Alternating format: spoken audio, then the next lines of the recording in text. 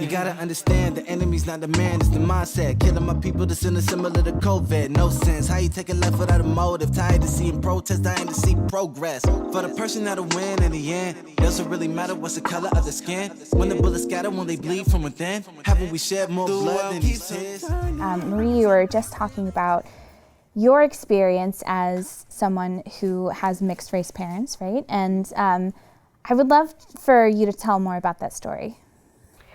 My mother is white and my father is black. I was born in 1979, so back then there were not, like in the early 80s and even just the 80s period, there were not a lot of children or people that looked like me. When my mother was pregnant with me, my granddad said, "Don't bring that black baby in this house." However, when she went into labor and she had me, my mom was 15 and my grandparents were deaf. So Children's Services stepped in and decided that she was not going to be a good parent. Well, my grandfather hired Mr. Whitney as his attorney, and they fought to bring me back home. And my grandparents took me everywhere they went. Even though they got looks and stares and whispers, they fell in love with me and they didn't care, so I changed them. We talked about masks. My children are 19, 13, and 4. When my oldest was 10 and my middle son was 6, we were at the park in Lexington. And I had to have the hard conversation with them to not be so loud and rambunctious because there were a lot of white people there. And they were looking at my kids like, they were just terrorists. And I was angry and I was ready to jump into mama bear mode and defend my children.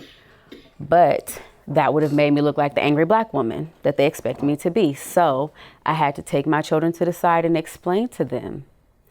And this is something that I read in a book that my father gave me. And as young black boys, they're already born with 2 strikes against them. Number 1, that they are male, and number 2, that they are black. You only get 3 strikes in this world before they just write you off. So I had to have the conversation with my children that be yourself. I've always encouraged them to be themselves, to think for themselves, and to do for themselves. But when you're in certain situations, you don't want to draw a lot of attention to yourself because it can be harmful to you. It cannot end well. You have to be mindful of how you're speaking and how you're conducting yourself. If you encounter the police officers, always be respectful, do exactly as they say. If you think that you're going to get pulled over, at the time my son was walking to and from the library, if you think an officer is going to stop you and have a conversation with you, immediately call me on your phone. Tell me where you are. I'm on my way. When my children and I are out in public and there are officers, I take my children to them and I introduce them to the officers. Hi, my name is Marie. This is my son, Tyreek. This is my son, Josiah. This is my son, Daryl. And I do that with a purpose. These are human beings. These are people. They belong to me and I care for them. When you encounter them, treat them as they are human. Treat them as if they have a mother waiting for them to come home. There was another a book that I've read, and it talks about, and I've experienced this with my middle son and my older son in the school system, that they don't look at our little brown children as children. They look at them as if they're older, and they treat them as if they're older. They hold them to a higher standard. They have different expectations for them. And Josiah can do something that his counterpart does, and he's the one that gets called to the table for it. And because of Josiah's personality, he won't back down. He won't submit. He will stand his ground. And that makes him unruly. That makes him disobedient. And they discipline him for that. And then here I have to come into the school and defend him, basically, and fight for him. And I've always told my children, as long as you do right and you're honest, then I can win. I can come in the arena and I can win for you. And I've had to do that so many times that I'm a professional at it. So when I come to the table, there are no emotions. There's no I believe or I think or I feel. There's this is what happened. This is how you reacted to it. Could we have had a better reaction? Was there a better solution? Was there a better way to handle this? So his teachers love me because I do support them and I make my children be respectful and do what they're supposed to do. But then they hate me because I come to the table and I hold them accountable for how they are handling my child. If I respect my children and I treat them with love and dignity and I give them a voice respectfully, I expect you to do the same. And when you don't, I'm coming. And as I said, to just jump back to when I introduce my children to the police officers, it is, and I tell them, when you encounter my children and they're doing something wrong, please call me. Call me. I will come, because I guarantee you they're more afraid of me than they are of you. They just, you don't have to discipline them. I got you. I beat them at home. I beat them here. So just you don't just call me. And they laugh at me, but when I see those same officers and they see my boys, they smile at us and they wave and they say hello. Because we live in this city. Now I can't do that everywhere they go, but I'm teaching my children how to respect the officers and their authority and the position that they have, no matter what, because your life is at stake. They don't have to fear for their life against you, but unfortunately, you have to be in fear for your life against them. Always keep that front and center when you encounter them. And the day at the park was, like Amanda, that was the day I took off my mask, because I have to show my children how to handle these emotions, that these emotions are okay, that they're real, and this is how you navigate through this. Because if we don't, they're lost. And when they encounter the police, they don't know how to handle emotions. They don't know how to navigate. And that's where trouble starts. Amanda, I know that you're a teacher, and I'm wondering how you felt hearing Marie talk about her kids in school. Funny that you said that, because I worked at she knows Josiah. I worked at Salvation Army, and is that okay to say that? I worked at Salvation Army, and her little boy Josiah was probably in second grade, maybe, when he was coming there.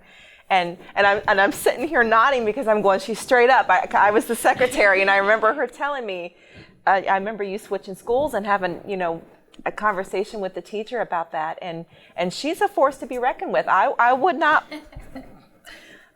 but you know what? I wish that for every black and white child, but especially the black boys. We see the ones in our neighborhood that nobody's paying attention to. And they're the ones that just gut me.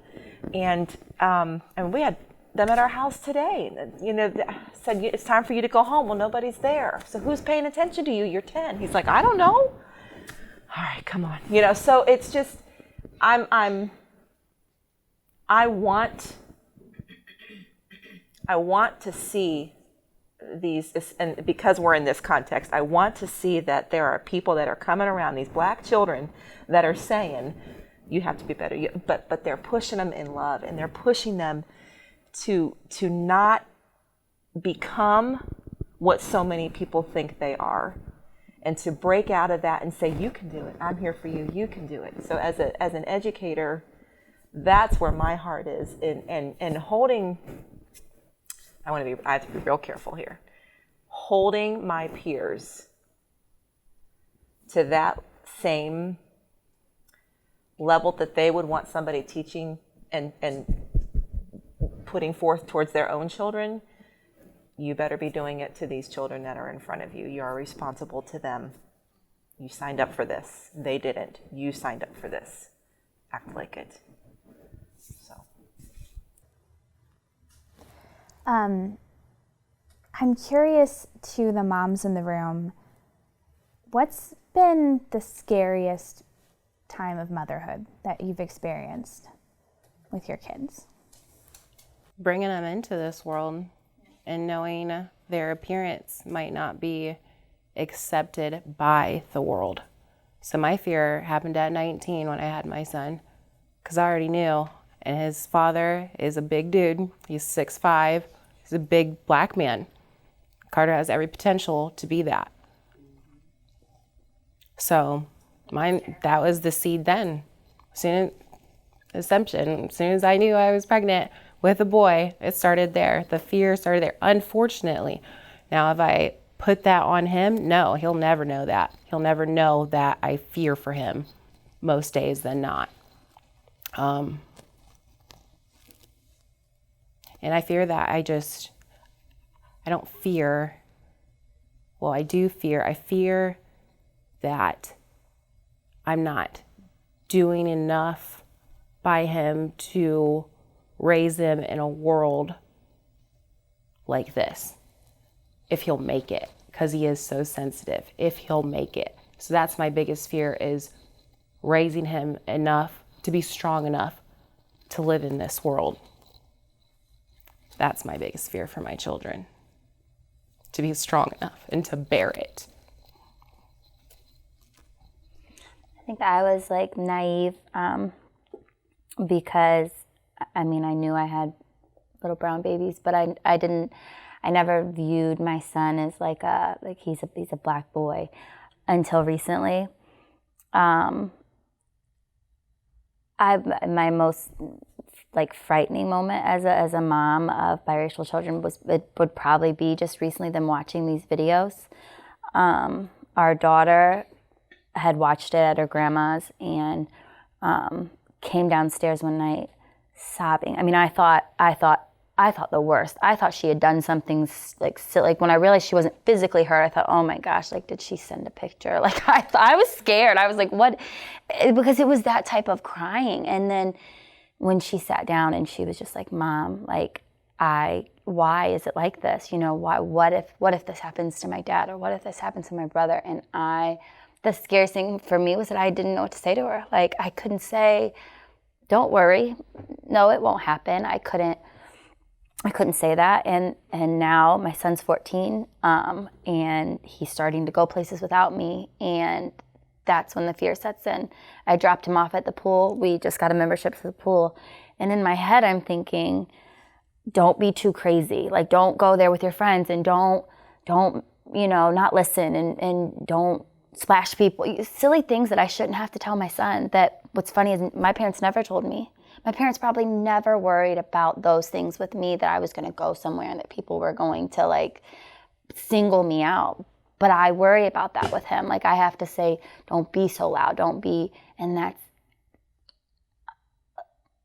it's infuriating. That's what makes me mad, is that I shouldn't have to tell him that. They shouldn't have to be better. They shouldn't have to do more just to be viewed in somebody's eyes as the same. And it makes me mad. Like that's the anger in me, is when I feel like I have to have those conversations, because it's ridiculous. It's ridiculous that it's 2020 and that that my son is going to have to work harder for no reason other than the color of his skin. Deanna, you mentioned that you have older children and now grandchildren. How does it feel that you're still having those conversations? Excuse me. I would think it feels the way that my father feels seeing me, and my grandmother who's still living, and she's in her 90s. My father's in his 70s. I'm in my 50s, and my son's in his 30s. And so when I look at that, it just hasn't changed, just nothing's really, really changed. So I think that for me first, the scariest thing was just seeing them become adults. That was the main thing. And I feel like I was very intentional.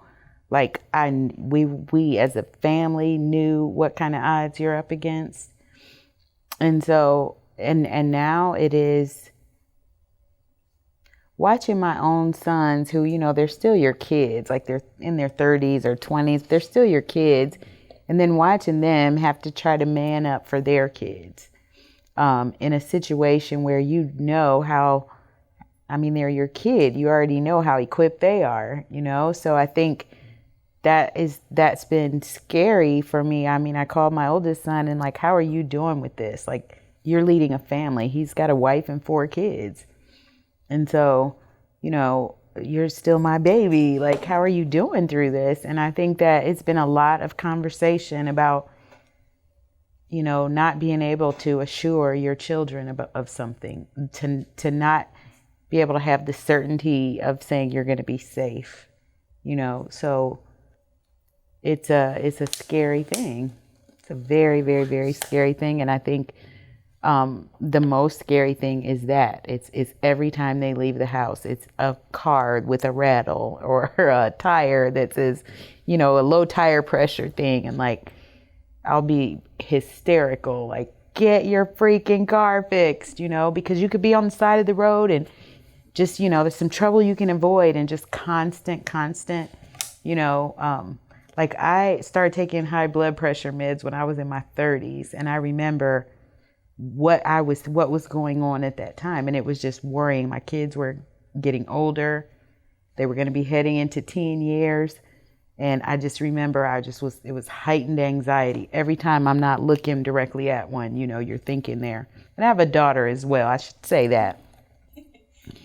But now I have a son-in-law and a grandson there too. So, I mean, it's just every time they're not in front of you, you just wonder if they're safe and if they're equipped to handle it, like you said, you know, because these young men have a lot of trauma. Like these young Black boys have to be scared. I mean, we're talking about it as their mothers. They have to, every time they walk out the door, they know what's out there, and that has to be terrifying for them. And so that's heartbreaking. I know that, you know, I'm not a mom, but I've read and seen before where it's like having a kid is like your heart's walking out of your body forever. And for you guys, you know, raising Black children, can you talk more about that extra, I mean, every mom worries, right? But can you talk about that extra level of worry and those extra conversations you have to have with your kids? I mean, we've touched on it a little bit, but like that feeling of like... Sometimes, you know, and I feel very guilty about this, but with my sons and my worrying, I do this a lot. Sometimes I am too strict on them, and the bar's here, you know, and mind you, I have a 10 and a 5-year-old boy, okay? With my 10-year-old, I'm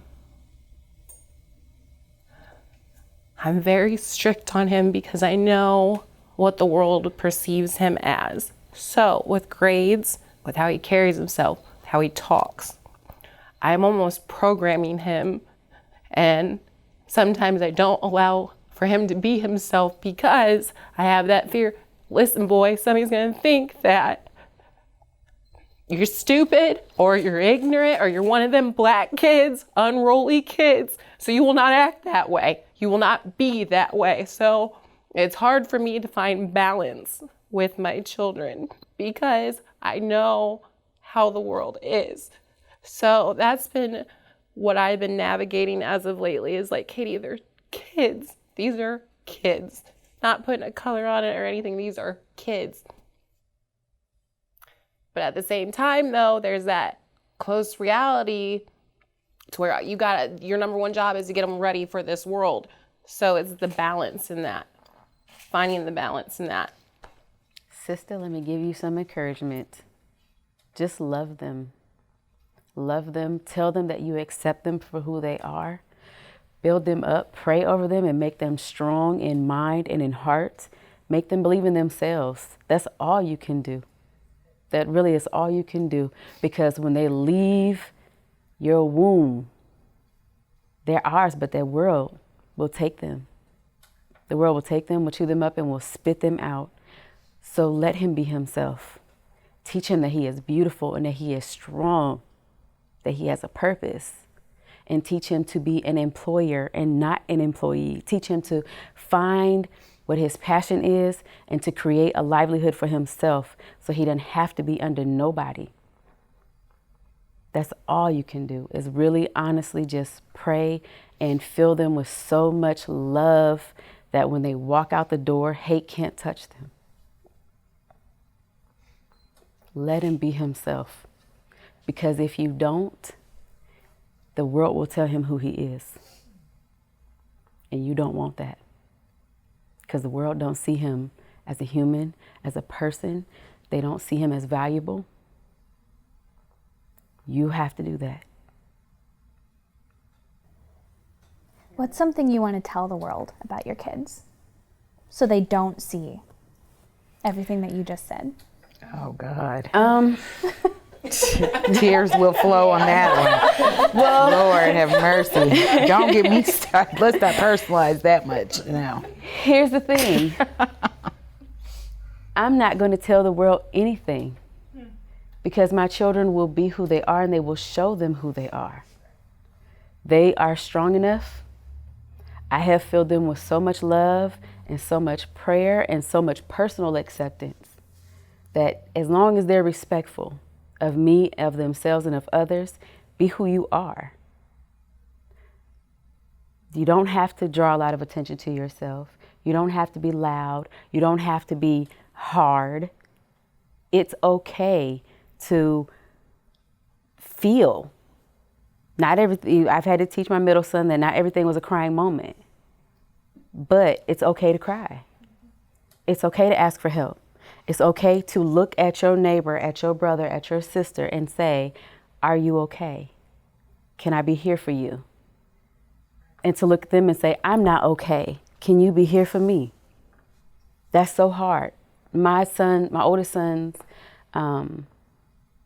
have been taught that emotions are not okay, despite what I have taught them. They listen to their dad. And so they don't really show a lot of emotion, and that hurts me because it's unhealthy.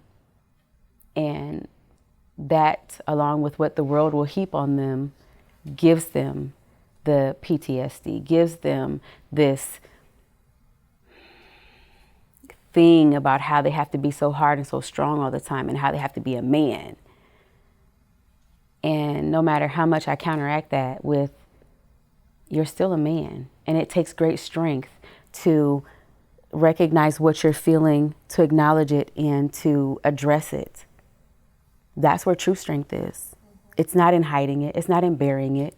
It's in living your truth and being who you are and allowing yourself to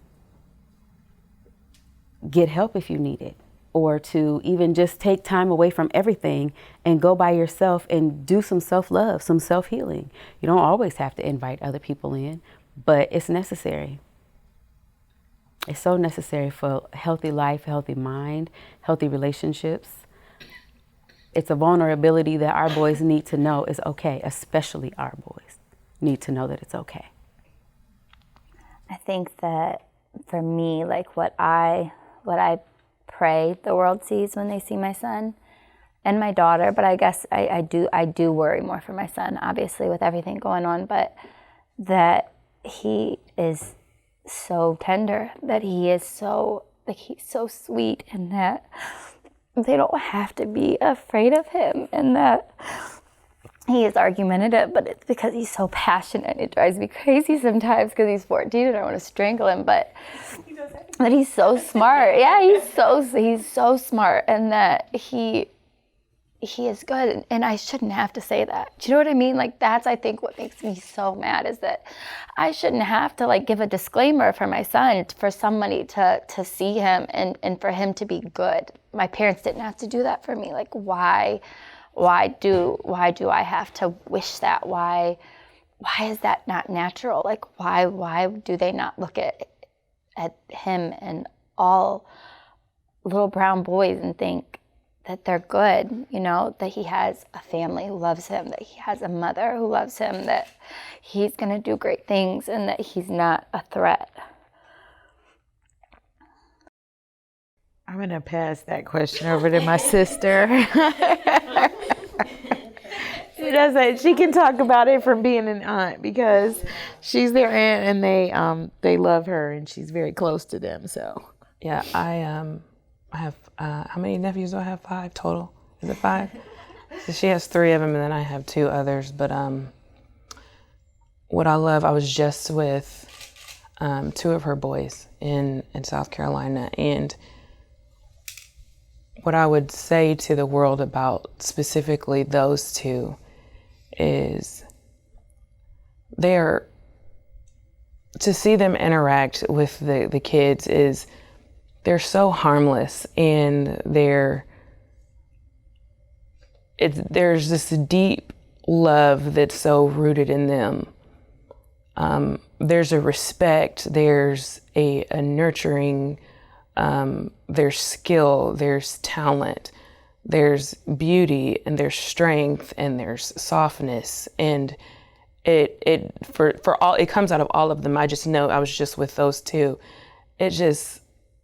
They'll hug you, and they're sweet, and their eyes are soft if you look in their eyes.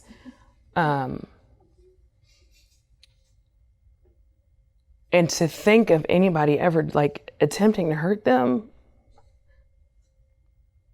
Again, I don't have kids, like they're the closest to being who my kids would be.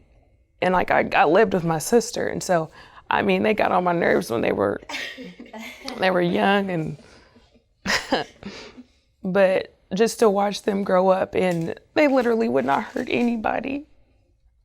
And to know that I sat on a Tuesday night in my car, like praying and sobbing for those boys, because there's going to be a day when maybe somebody won't give them a chance. But I'm like, I have years with them. And honestly, if you just would have paused and talked to them, they'll be fine. They're probably not doing anything wrong. That's the chances they're not doing anything wrong. And they're human, and they're valuable, and they know they're valuable, and you just see that in all of the ways that they how they love their families, how they love us, how they treat women, how they treat their nieces and nephews, how they treat their wives. They're valuable. I would just want everybody to know that. That's what I would say about them too. Seconded. Since we're talking about motherhood, I have to say this. You guys are gonna hate me, but we brought up earlier that watching that video of George Floyd, he called out for his mom. How did that make you guys feel? Because I'm not a mom, and it is a visceral reaction. So knowing that he wanted his mom at the end of his life, God, what did that make you guys feel? I believe that if my son would have been in that situation, he would have called for me. I believe any of them would have. And I believe any of your sons would have called for you, and all of our sons would have called for us. So I think that's the thing that unites us as women. I mean, certainly there are always exceptions to that, but by and large, what we started out talking about, being feminine and all of that, it's comfort and it's safety, and it's the closest thing that they know to unconditional love and nurturing. Mm-hmm. So I think, again, when he called out, all of us felt it, and all of us immediately, our hearts and minds went to our own children.